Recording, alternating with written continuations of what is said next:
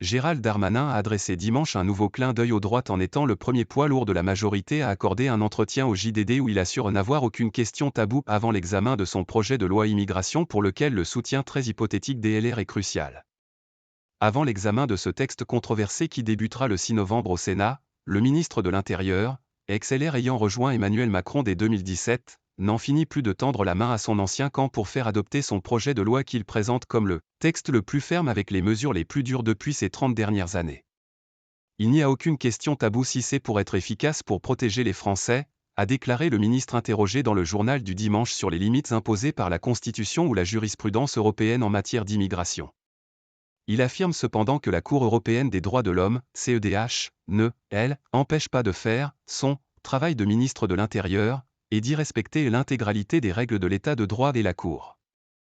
La juridiction internationale basée à Strasbourg est régulièrement critiquée par la droite et l'extrême droite pour le cadre légal qu'elle impose sur les expulsions dans certains cas d'étrangers radicalisés.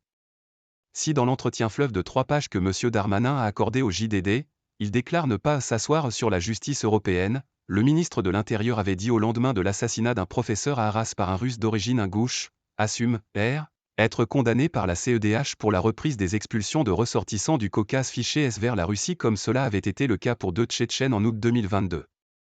La CEDH doit comprendre qu'elle juge dans une situation de crise terroriste qui n'existait pas lorsque ces règles furent imaginées, a-t-il encore souligné auprès du JDD.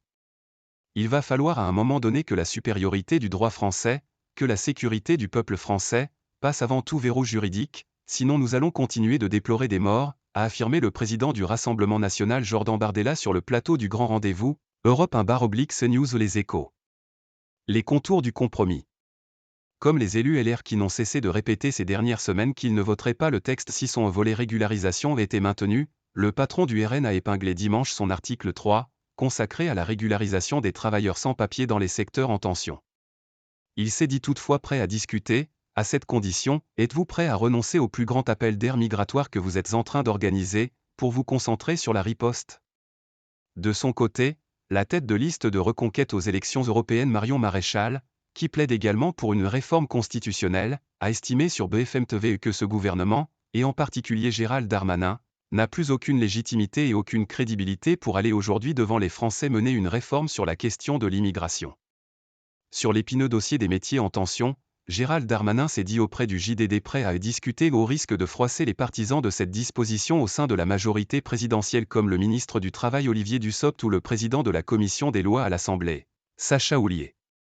Pour M. Darmanin, l'heure est cependant assez grave pour qu'on ait des compromis sur des choses qui ne sont pas centrales, a déclaré le ministre. Certains veulent un décret ou une circulaire, d'autres que ce soit dans la loi. Nous discuterons donc de ce sujet comme de tous les autres mais le gouvernement est attaché à des mesures de justice envers ceux qui produisent dans notre pays sans jamais poser de problème d'ordre public, a-t-il expliqué.